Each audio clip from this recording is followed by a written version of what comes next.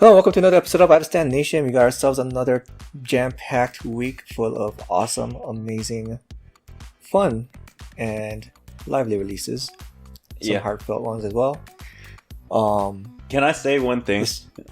What you got? Listening to with these headphones, the songs have been hitting differently. Like, oh my god. Man, don't go too far. Don't go in too deep, man. Like, it's an expensive path. You'll never come out, yeah. You will never be able to go back. Dude, I've been using cheap headsets and cheap speakers, and you can barely hear the bass, but now you can actually like feel the bass in your head. It's like it hits different. Yeah, just be satisfied there, unless you want to start spending thousands of dollars more. Yeah, it's a rough path. It really is, man. Yeah. But if you want to make that jump, you have two of us who will help you out. Probably not anytime soon, but maybe eventually when we get more down the line, you know. Yeah, exactly. You don't want to go too hard in right away. So yeah. Speaking of going hard in right away, man, let's just go into this episode hard because, bro, this first release or this first segment that we want to talk about, man, we've been looking forward to it. Oh yeah. Especially after their debut not that long ago. This music video, their first comeback, is already at 14 million views off of Wonder K. That's crazy. Yeah. They so the rookie group, Weekly with Zig Zag. So Nick, man, take it away. So after coming off of Tag Me, Mm-hmm. I was really like, they set the bar very high for themselves. Yep. Tag Me was an amazing song, and so I was really worried that they wouldn't be able to live up to what Tag Me was. Man, but they did, 100%. Oh yeah. They came back and they said, man, Tag Me was like 10% of what we can do. You know, this song definitely was amazing, and the initial start of the song, I was like, this is kind of an uninteresting start. Same. I thought the same. And then when it actually came into the first verse, yep, I was like, okay, now I kind of understand where this song is going a little bit. And so I could kind of vibe with it a little bit better. Right. Yeah. But the first verse too, I was kind of in suspense for a big part of that first verse, because in Tag Me, right, it was a very peppy song, right? Very cheery, and we saw the teasers for this comeback, expecting the same thing, like, you were expecting a lot, more of that same kind of fun energy, peppiness, and with the way the first verse was going, it signaled that it was kind of, building up to that sound. I was just wondering, okay, how are they gonna bring it in? How, where's it gonna come from? Yep. Right. And when it did finally hit, though, when they got to that chorus, it was, oh man. Yeah, I was especially really confused because we had almost like that bridge before the chorus. Yeah. And I was like, this is not the correct place for a bridge because they hadn't established that momentum yet. They haven't exactly. Yeah. And so I was like, this doesn't make sense. And then when they brought it in, I was like, this is why this makes sense, because there was no energy there before. And so if they slowed the song down, it didn't really stop any momentum, but it made the chorus hit harder. It made the chorus feel like it picked up a lot faster. Yeah, because that part of what makes a bridge so effective is having that established base of sound that the listener has been acquainted with and used to at that point when the bridge normally hits, but nothing was really established just yet at that point. So yeah, it was kind of disconcerting. But again, like once the chorus did hit, oh man, it's all that energy, all that fun energy. Oh yeah. One thing that I noticed from, I would say, like in the first half of the song, right, it got to make me think of like kind of some older K-pop groups, right? So like Kata, and obviously like their big sister group, A-Pink, Yeah. From their earlier, before they made that transition to their mature sound that they have now. Right. It kind of had like a bit of nostalgia to older K-pop girl groups. A bit, yeah. I'd say so. But also, when you get to, especially like I would say, halfway through the song, it kind of has a bit of a J-poppiness to it. I can see that. Not so much in the instrumentation. The chords, but kind of in the instrumentation, as well as the type of energy that they're delivering. Because J-pop idol groups, or you're more familiar with this, like that fun, bright energy that they give off. Yeah, I mean, again, this is more because if you watch the music video, it's a lot of parts are very much in the whole like schoolgirl setting, so it's meant to be more into like a fresh, young, youthful, cute kind of deal. Which stereotypically, I'm not saying all J-pop songs, but stereotypically, most J-pop songs that are involved in the school setting are stereotypically more bubbly, more joyful, more cute. So I will say that I wish. So like the schoolgirl concept, I will say I wish I saw a different concept other than the schoolgirl concept. We saw that last time with Tag Me. Right. Yep. And so it didn't really feel like it was anything new, you know what I mean? Like I felt like when the song started and I saw like they were in like that school environment, I was like, again? So I would say this, with the first one, it felt more like, your actual school session part, your class session part. And then with this one, it's like the club session part of your school day. Right. So yeah, I don't think the repeated concept was really a good play here in general. Generally repeated concepts are avoided in K-pop in general, unless that is your sound signature, right? Which it's like we saw with ITZY. Yeah, with ITZY or like G-Friend for very early G-Friend as well. Yep. But that being said, Weeekly hasn't been around long enough to establish a signature yet, a sound signature. Yep. So I think definitely repeated concepts here was probably not the best idea. Because there are other ways other than school concepts to convey innocence, youthfulness, stuff like that. Right. So I think that probably would have been better. That's my only gripe with this song, visually. I mean, because they are the younger sister group of A-Pink. It's at least from what I remember, early A-Pinks did a very typical something similar where a lot of the things were the same. I could be very much wrong. It's been a while since so long since I watched a lot of the early A-Pink stuff, so I could very much be wrong, and I am so sorry to the Pink Pandas if I am wrong about that. But yeah, it feels like it's more in line to try to keep things more consistent, keep things from kind of surprising like potentially new fans who are just trying to get into the group. Or people who are already like falling in love with the group. Right. Because they did gain didn't they gain like a lot of popularity, or at least a lot of recognition from Tag Me, and I think that they just kind of wanted to ride the wave from that initial like interest.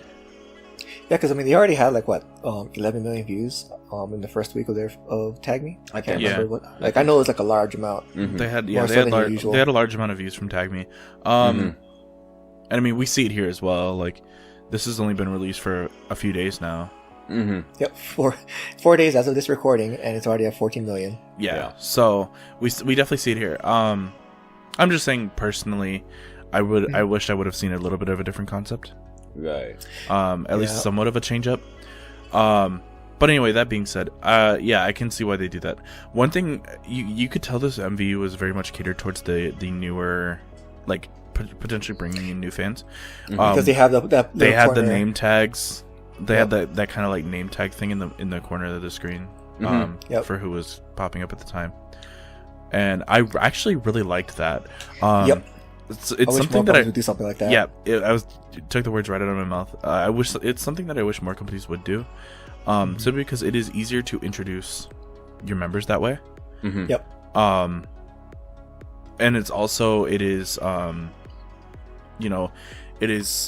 while it's easier to introduce your members as well, it doesn't take up a lot of space or take away from the music video in any way. Yeah. So and it didn't feel really out of place to you at those points where it came up in the music video.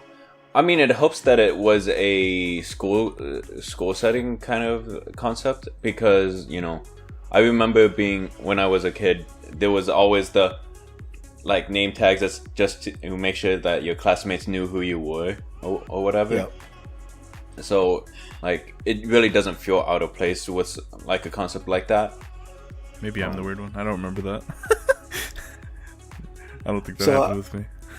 I just got to thinking, with the song structure and energy of it, right? And plus with the way they do the character profile, or the member profile with the names in the bottom corner. That's very reminiscent of like a kids TV show introduction, opening intro. And especially with the way the sound, like the sound of this song, it definitely gives it like that kind of feeling. So not saying it in a bad way. I actually really enjoy it, and just like like Nick said, it's just such a great way of introing your members, but also like really getting the kind of establishing like that more again more of that fun energy, because like it's also kind of reminding you of a kids show at that point too. So it's great. I really enjoyed this. Yeah, I mean, I appreciate the name thing too, because I already have a hard enough time remembering names. So yeah, because you already really suck at remembering names. Like it's almost at this point, it's almost like a superpower. Like sometimes I feel like you're like doing it on purpose. Yeah, to, like I was just about names. to say, I feel like he's lying half the time, and like he actually knows the names, but he's like, he's been trolling us for like 3 years now. Yeah. I don't think it's even been 3 years. Actually, for me and you, I think we're coming up. Yeah, I think I want to say it's 3 years for me and you. Yeah, I'm the new one here. And even then, like that's 2 years. Yeah, I mean, you and I have known each other for like 3 years, coming up on 2 years. the podcast has only been going for like 2 years. But one year and 10 months. So we got 2 more months to make 2 years. Yeah. Oh yeah, I forgot how early I was into this. Yeah. It was actually pretty early. You guys only had like 6 videos when I joined. Yeah. I think we were like only on episode 7 or something like that when you guessed it in. So going to the music video, at the very end, as when they had their final dance portion, and part of the choreography was them rolling those blocks on the floor. I don't know why, but I really enjoyed that. It was really novel. I haven't seen anything like that. So it just, I don't know, it made like little sense, but it's just so playful. It was just fun. It's just it's kind of like those events where you're kind of trying to build. You use it to kind of team building. Yeah, to that team building, and seeing it all in sync and kind of rolling and all of that. It's almost like ASMR for the eyes. Yeah, I mean, I would say it's not very much like it's still inside of Weekly style to use props. We saw it with Tag Me as well. They were using desks, and that was actually persistent inside of their choreo as well, which is something you don't normally see very often for K-pop groups. Usually, if they have like desk choreo or something in the MV, it's only for like the one portion. It will only be for the MV, and they won't ever do. They'll modify the choreo for stage performances, But this was like persistent desk choreo. Like everything was based around those desks in Tag Me. So I wouldn't be surprised to see these blocks on performances. Yep. That'd be really interesting. For the rest of the choreography, it's not overly complex. I mean, yeah, they have their moments that where they have some difficult parts of the choreo, but overall, like again, just really fun and peppy. Like it looks like teenage girls having fun in their rooms, You know, this is the kind of dance that you would do when you think no one's looking. You got some of those type of like dances in there, and it's such a great play for this type of song, especially, and for this image of a group. And it's the kind of thing that I would expect to see, like, I would more expect to see out of like a Japanese idol group, for some of these portions of dance choreo. I can definitely see Weekly being really popular in Japan, to be honest. Yeah, with this kind of concept, with this kind of sound, this kind of image, and yeah, like that some of the more simple parts of their choreography, like much more catchier. So yeah, I don't know, like I feel like we're doing such a great job with hyping them up right now, as if they need any more hype. Yeah. Shall we hype up the next artist then, if that's the case? Yes. I mean, yes. So there can only be one person to bring in this next one. So go for it. Well, all right. This is Han Dong-gun, with his song "The Road." If you don't know who Han Dong-gun is, it's time to go listen to his music. I mean, it's not like we haven't talked about. Have we talked about him before?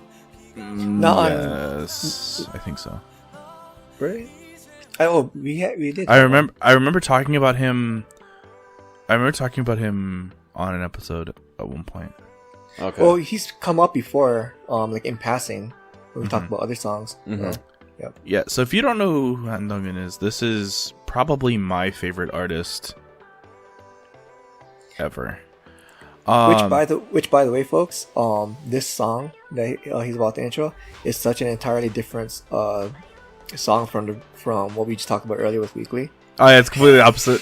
It's the opposite end of the spectrum. So just to preface that. So I would say this is definitely more inside of the emotional borderline power ballad. Han Dong-gun is a ballad artist. That is most of what he does. Right. Yep. So, but his focus primarily inside of his music is on vocal technique and style. You'll find a lot of his music is very minimalist at best in accompaniment. And that's because he wants you to focus on the vocality that he has and the technique that he has. Yep. Right. Man, and this song is no different from his normal style. This is an amazing song. Oh yeah, when I first heard it, I was blown away. Like, yep, this is the Han Dong-gun that we know. Like, how can you be disappointed? Yeah. Now, we were talking about earlier too, before we started recording. His vocal timbre, we don't see a lot of artists nowadays with his type of vocal timbre. Correct. Yep. It was a lot more common, probably. I would imagine that it was a lot more common, like maybe back in like the 60s or the 70s. I mean, the only one among us who was around then would be Oro, so he'd have to be the one to tell us. True. Well, Ora, were you into K-pop at that time, or are you still? I think he was still like straight up on the old school Han Dynasty stuff. Yeah, he might have been. Okay, again, I'm not that old. Okay, guys. Not? Lies. You look it. Get him. Okay, just because I have only gotten like 4 hours of sleep, like for the. He's got to count. For the past 3 weeks, I've only got like 4 hours of sleep a day. Kind of tired. I'm gonna look older than I am, okay? Just because I'm tired, okay? We've been roasting him all day, even before we started recording. Yep. All day? It's whenever I see you guys I get roasted, okay? Well, you make yourself so roastable. It's not our fault. Yeah, it's almost like you're doing it on purpose. So, so in general, Aura, I know that you are generally not a fan of like slower ballads.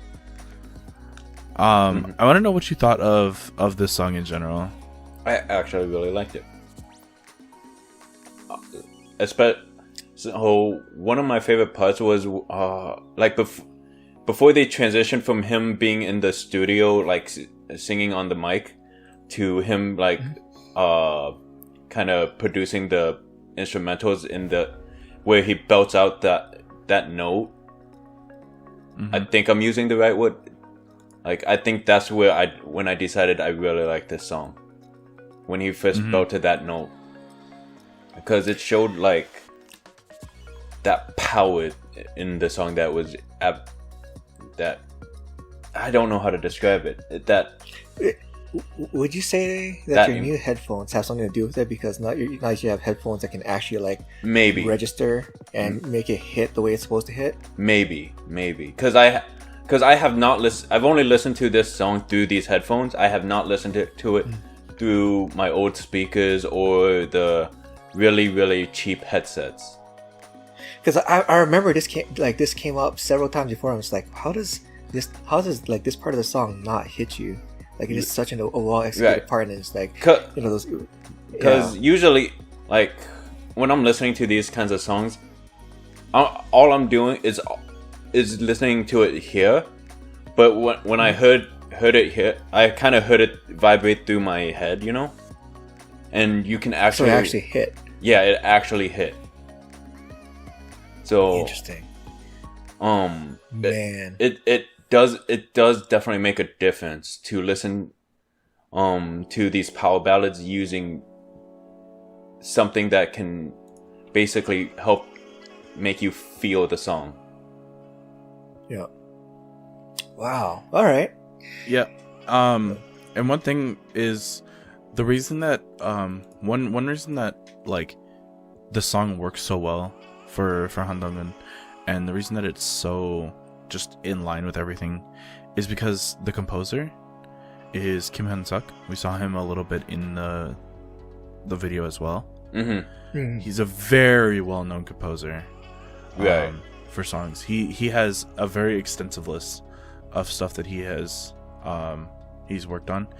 He's also he's worked on, like, a lot of dramas as well.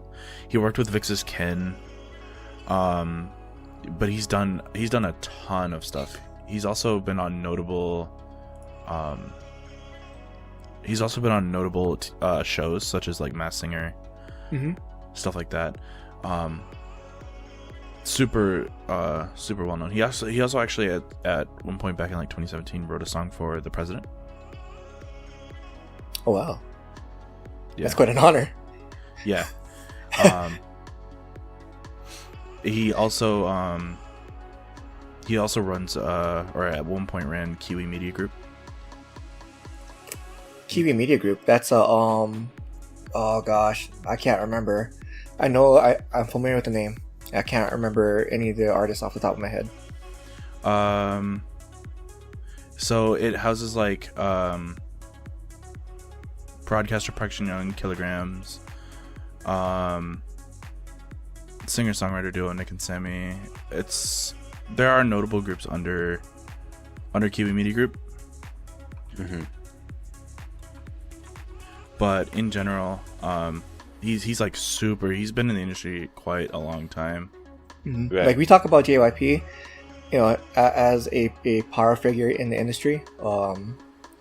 Like, yeah, Kim Hyun-suk is another, like, equally powerful, like, part of the industry. LiQWYD also used to be under the company.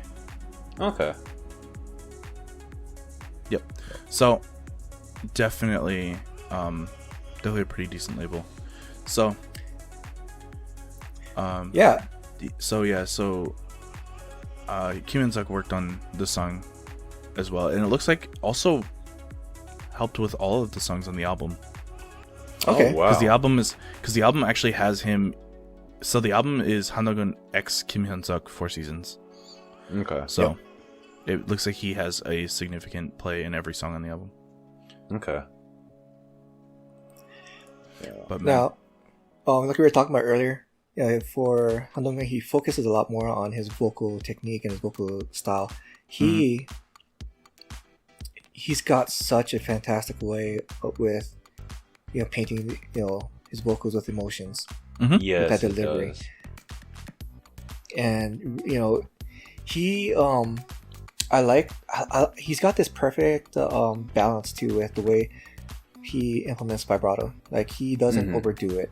Like so, there's a lot of artists out there that, you know, there's times where I'm just like they really overdo it, but he puts in just the right amount for just the right amount of time, I believe. Really just it just hits me. It's so good. He's so good. Yeah, he is super good at vocal control and being able to like inflict emotions for just the amount of time that they need to be. You know, he never overdoes it. You know, he is so good at singing and just isolating his vocals.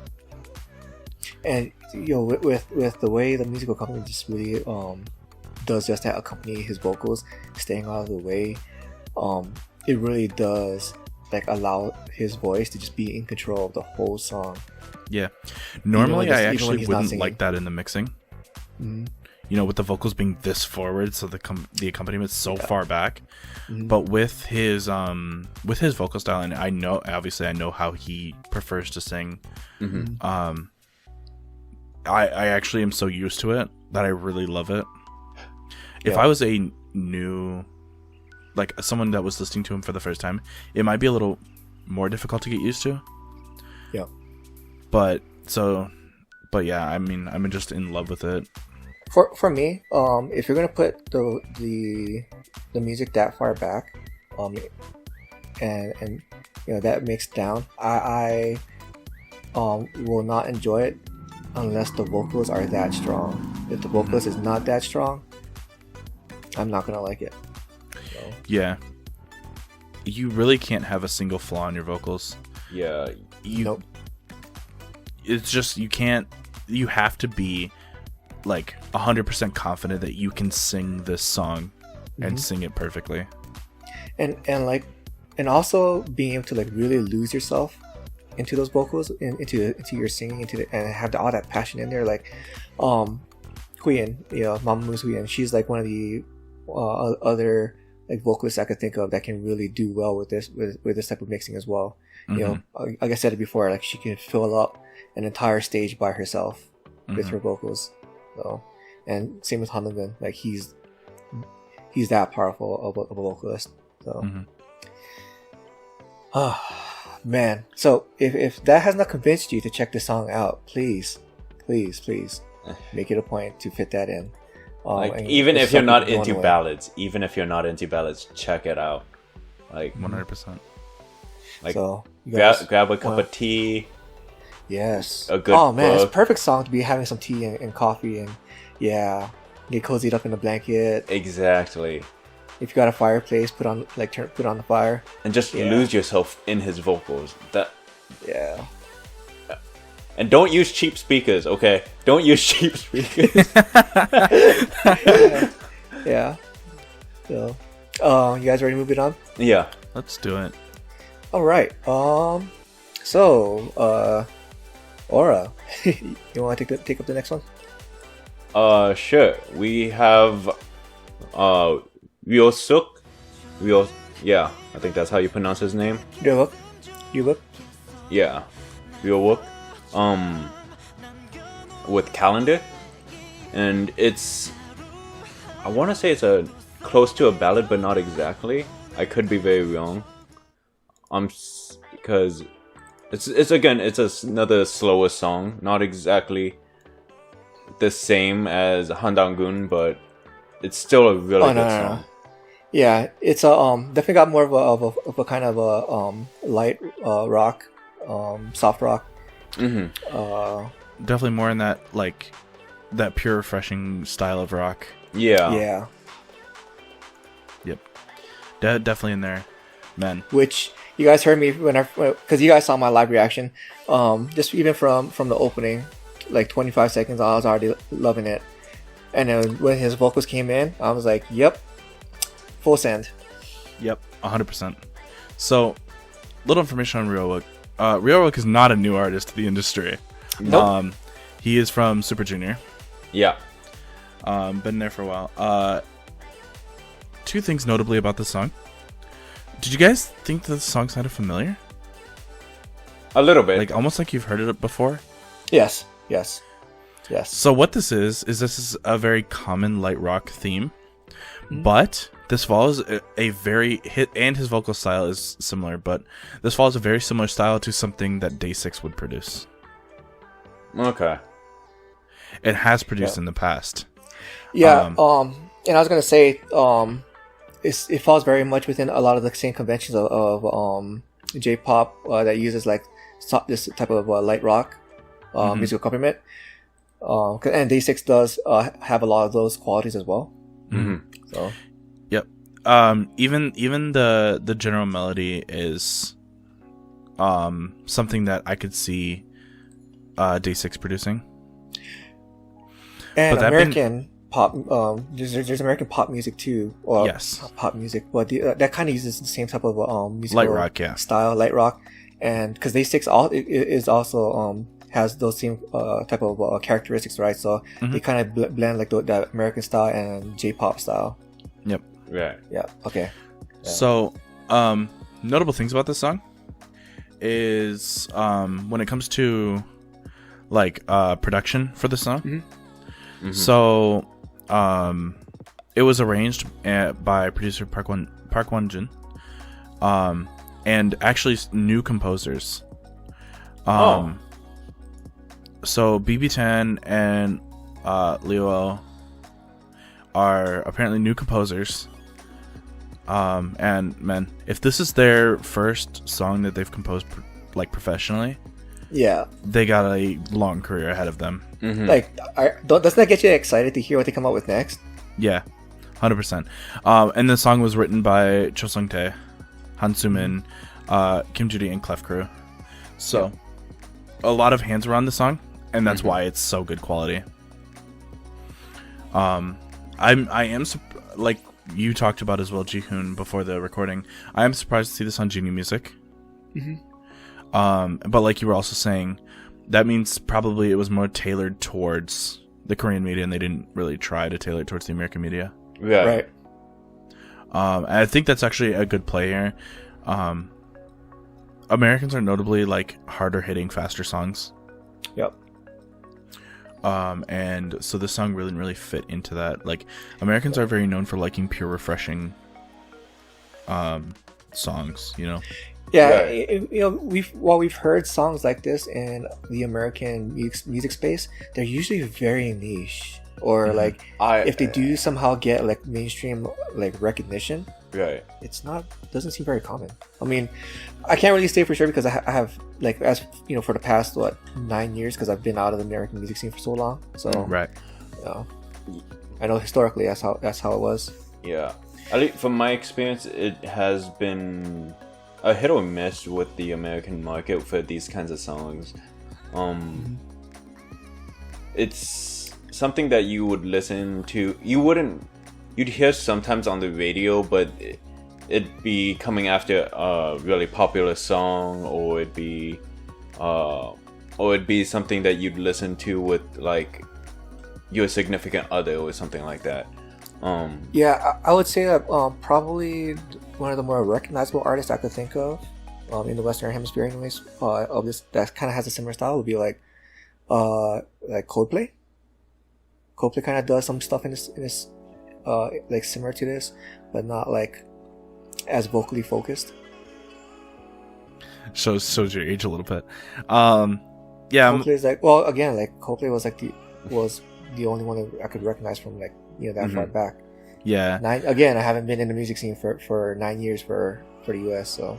Modern day stuff that I could see people make, someone making this type of song would be something like Shawn Mendes, you know, something where, you know, they're more open to the positive features inside of American music. But even that, it's still rare in and of itself because it's not upbeat enough for the American media generally. That being said, I think this song is an amazing song. Especially for having new composers. Yeah. I think that the mixing in and of itself was amazing. They didn't mix it so far back that nothing stood out. Right. But they didn't mix it so far forward that he blended into the background. Right. Yeah. It is well balanced. Yeah, very. I can pick out like if I want to focus on the electric guitar, for example, I can. Mm-hmm. And that is really good that's like quality of good mixing. Mm-hmm. Yeah. But now, and with mixing like this too, right?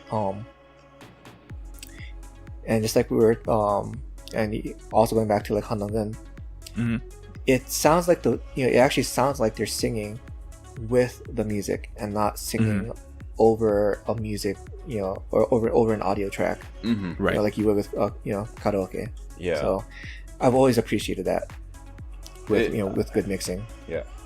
It definitely feels like whoever produced it kind of produced it with Ryeowook's vocals in mind, like just so it accompanied well with his vocals.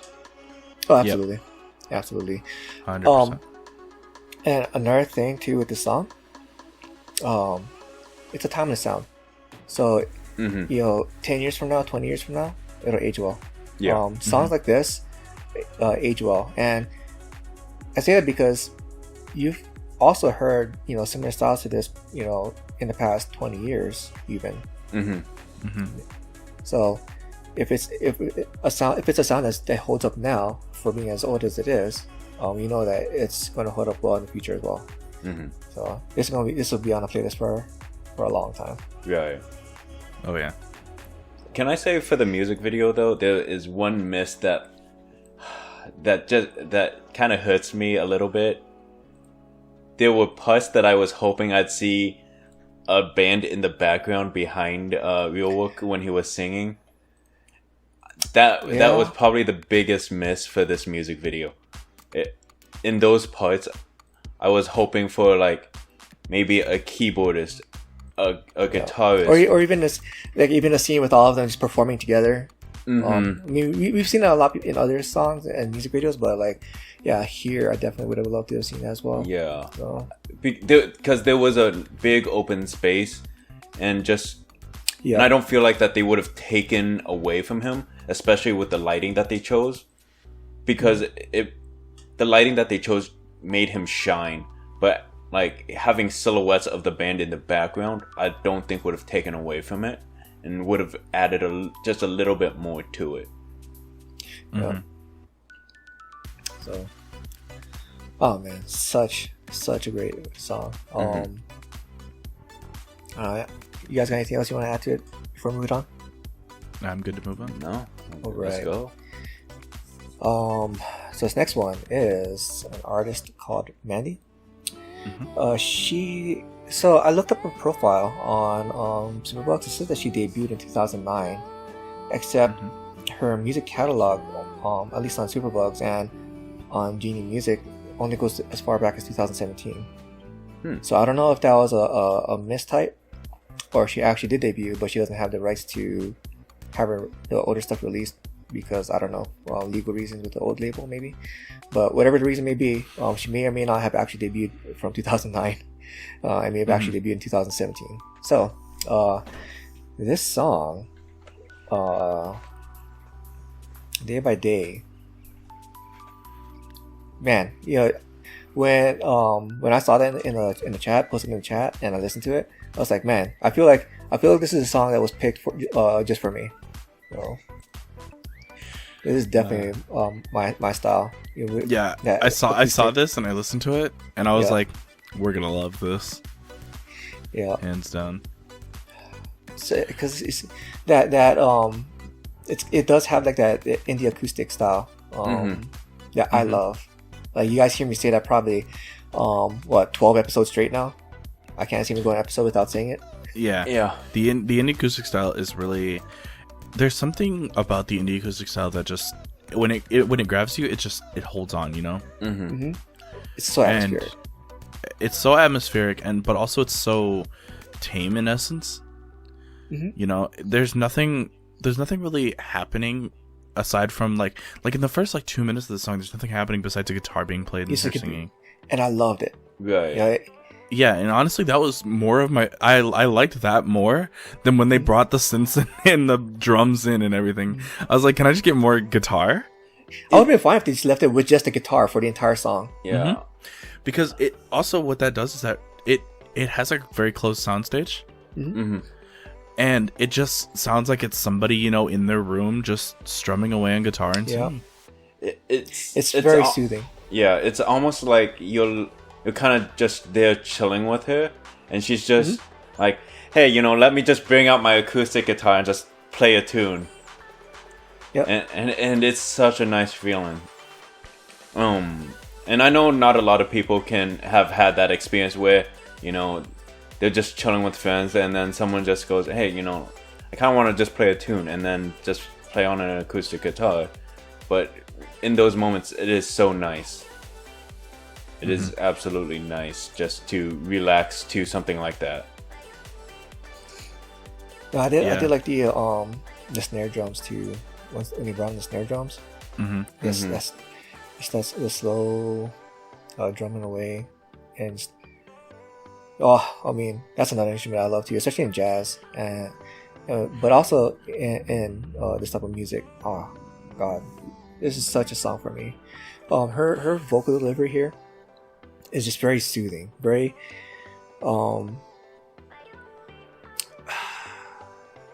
you know, there's no projection in here, right? She's not trying to belt out anything. It's not that type of song. It's a very chill vibe song. She's there. She's making an atmosphere with her voice. She's filling up the room with her voice and the guitar. And you're just there, you know, sipping on that tea. Yeah, just vibing. Just vibing. Yep.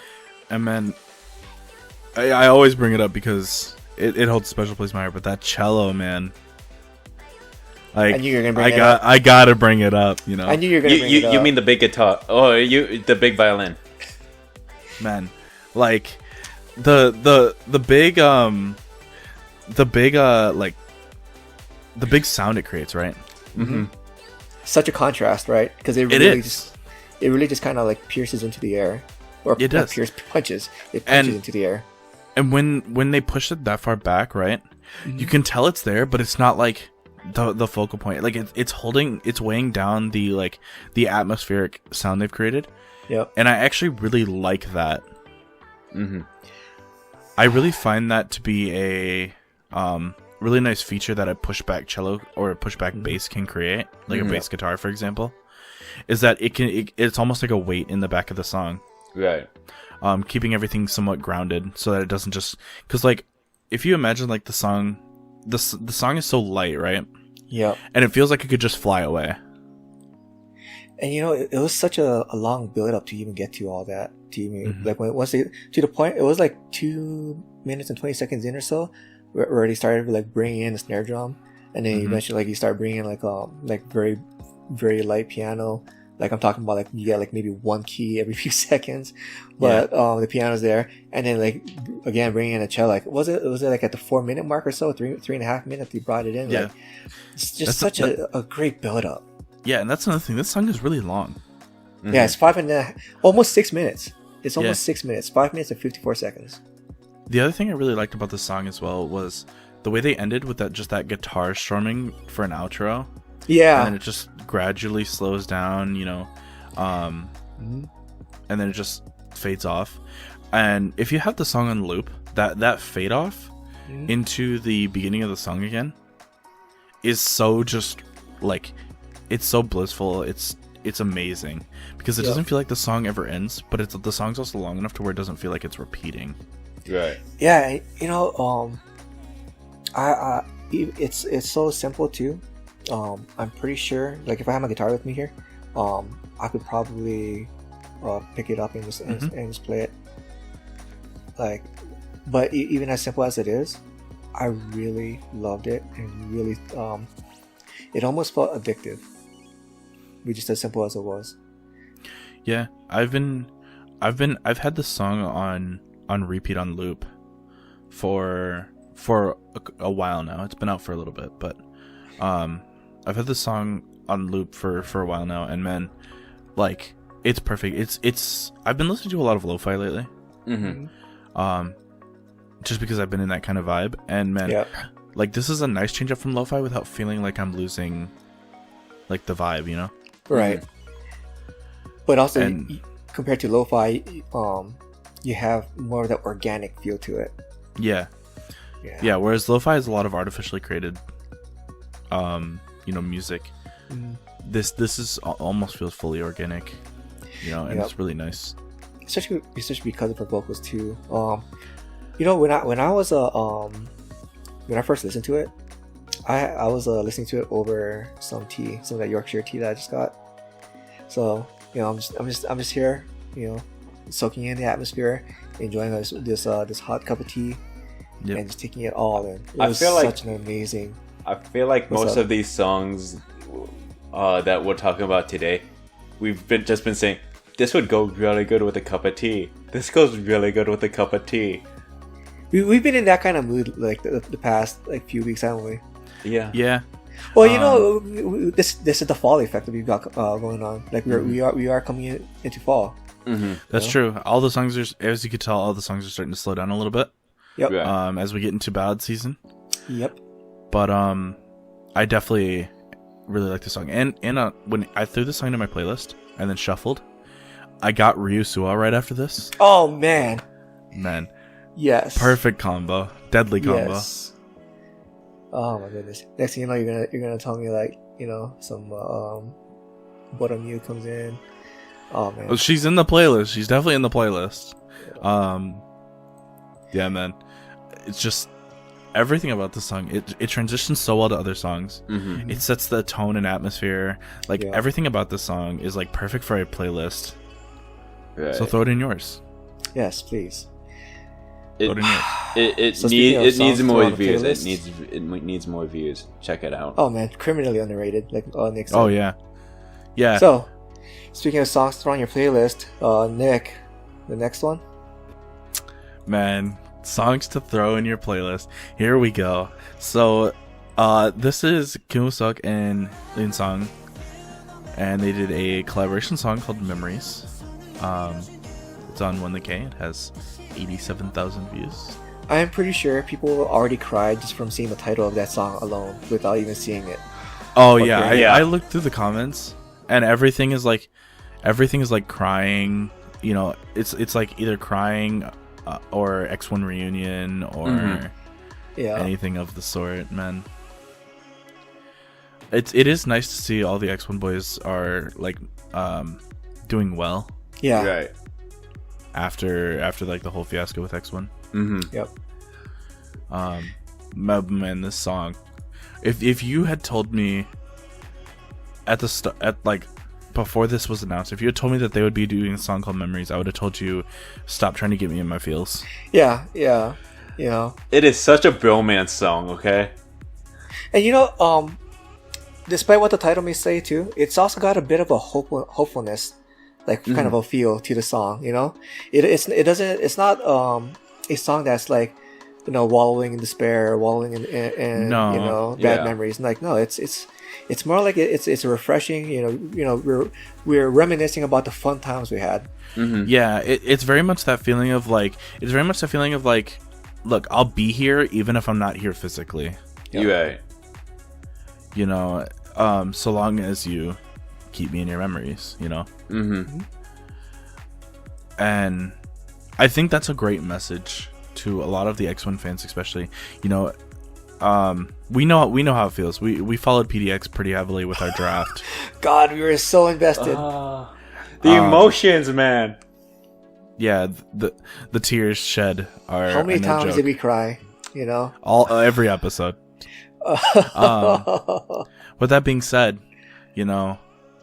so we were pretty heavily invested ourselves, and even hearing them doing this collab and talking about memories, I started getting my feels a little bit. Oh yeah. I was like, this is not okay. Stop trying to get me in my feels. Mm-hmm. I just gave up and I went with it. Nah, you just went with the flow. Yep. But man, I think everything about this was a great song. Oh yeah. I'm not biased, you are.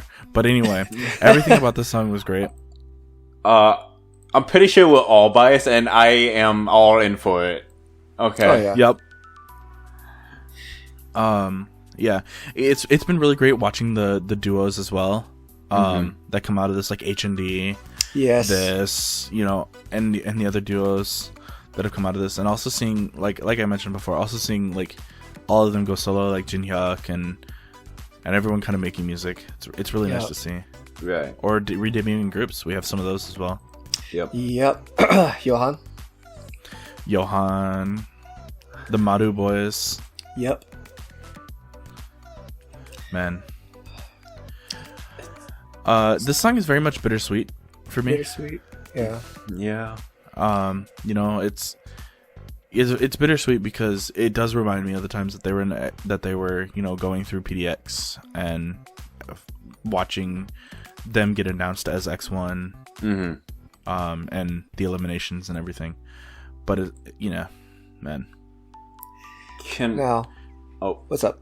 Oh, I was gonna say that coming from just seeing how the members have kind of grown since then, especially I was gonna say next. It has been really enjoyable. Like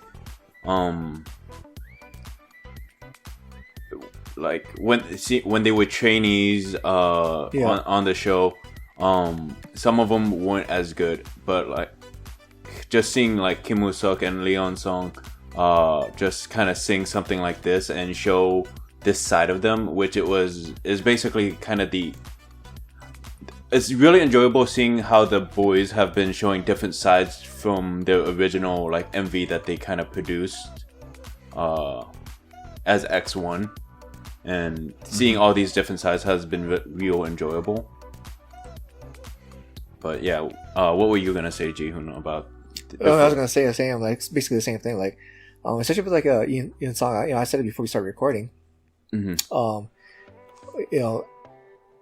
he I thought that he was a good vocalist, but you know, he didn't really like. You know, he wasn't really like that outstanding to me, right? Right. But we've seen in his last 2 solo releases, like just how much he's grown. But also from one release to the next, it just feels like his vocals get that much better. Like even in this song right now, For Memories, I just feel like we've seen even more growth from his last 2 releases. Like, geez, dude, like, yeah. And then you just can't help but before you know be proud of these guys. I think something that really helped is Leon Sung like acting, because I think it is helping him convey emotions a little bit better in the music videos. Yeah, because he was so stone faced before.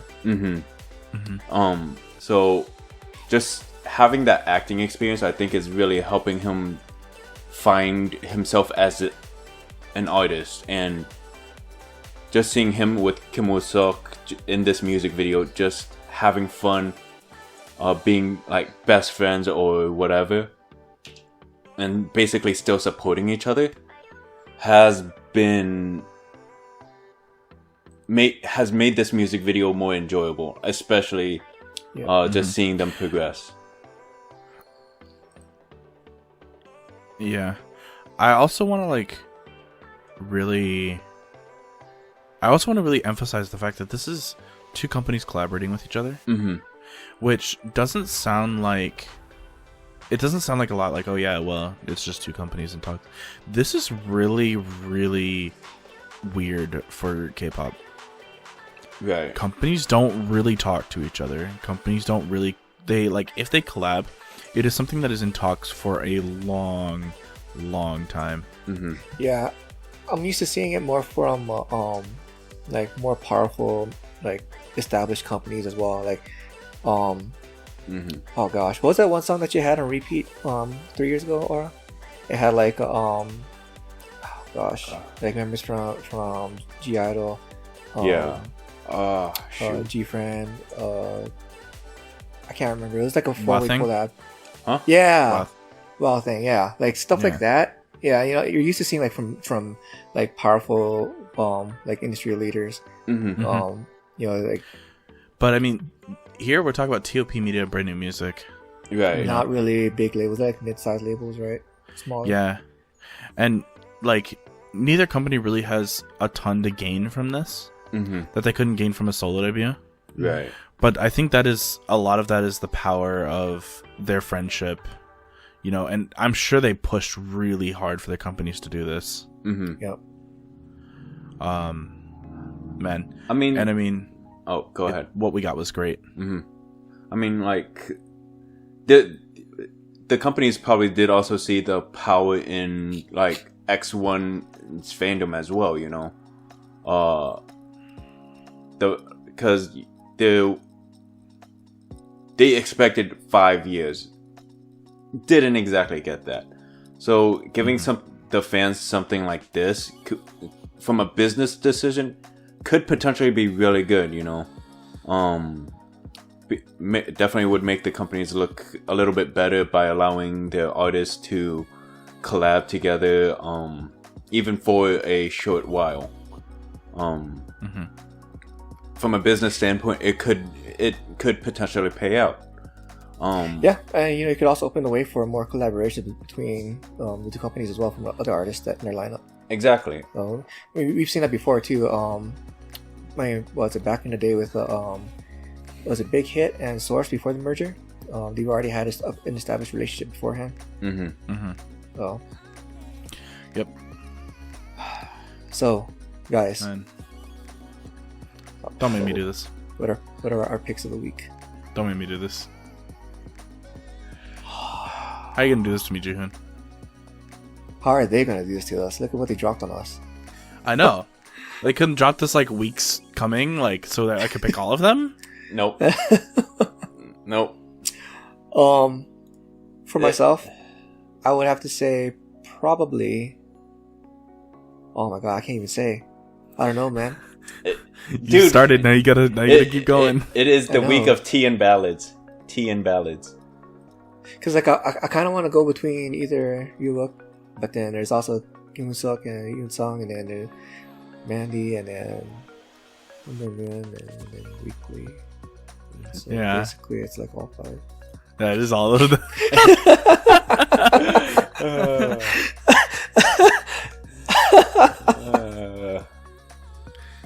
How is this gonna happen? I'll start off. It's alright. Everyone knows what I'm gonna pick anyway. So. I already know.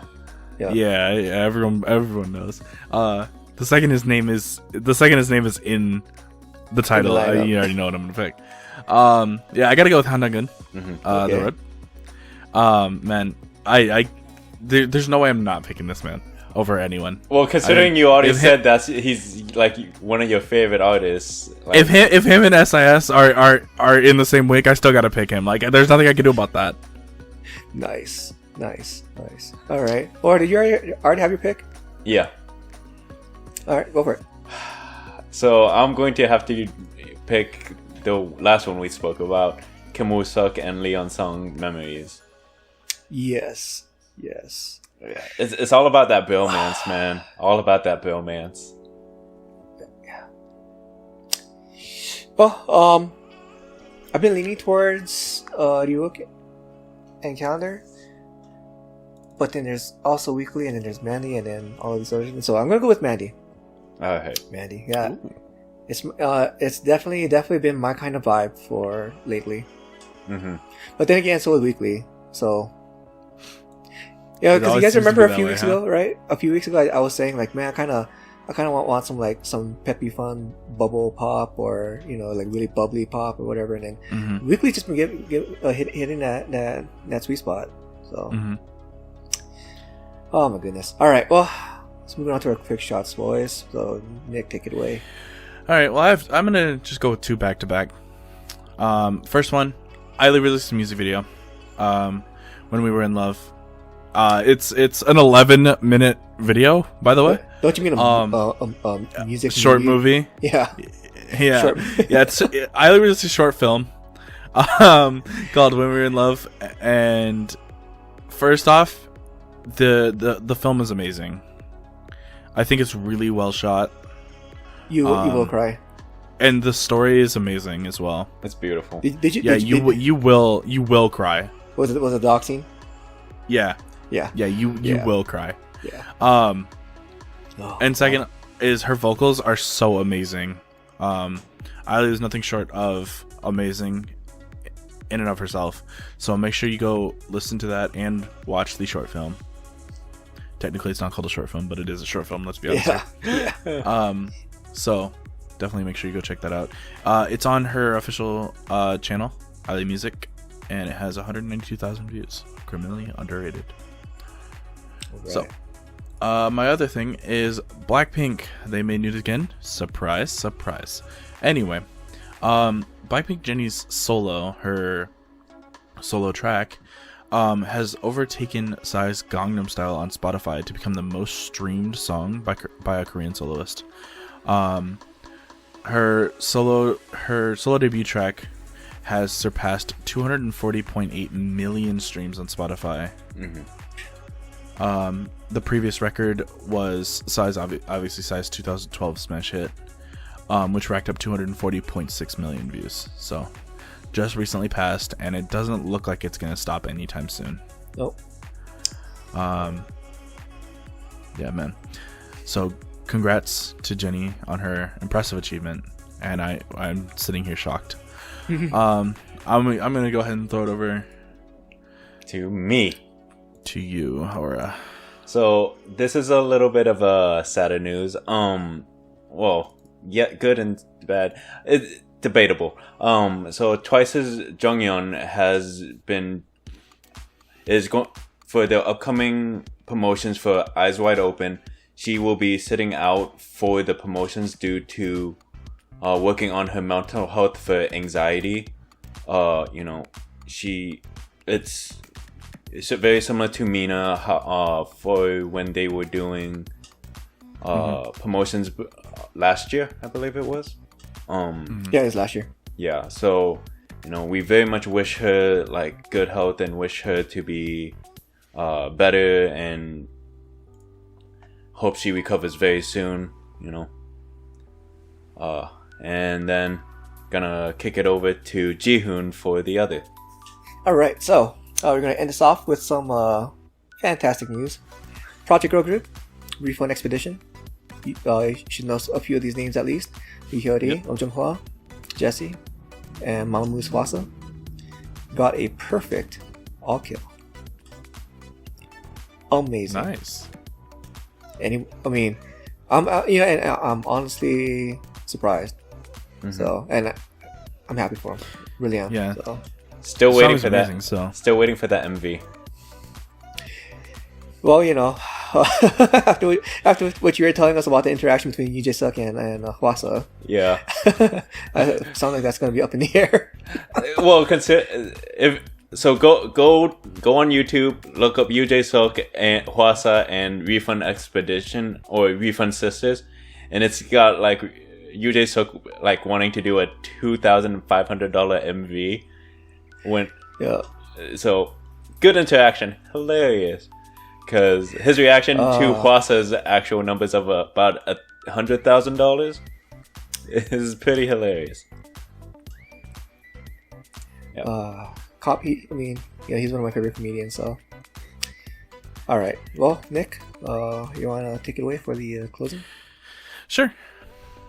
So, thank you for watching. This has been Honest Nation. Make sure you like, comment, subscribe. Click that bell icon if you want to know when we upload in the future. We have a Twitter. We also post our episodes there when we upload. Make sure you go follow that so you can stay updated at all times. We have a Discord. We talk there pretty often. I also post MVs of what we might talk about in the future. And we have a Patreon. So if you can give back to us, and so that way we can give back to you, that would be amazing. It's all for making better content for you guys. So, and aside from that, we will see you guys next week. Bye. Bye.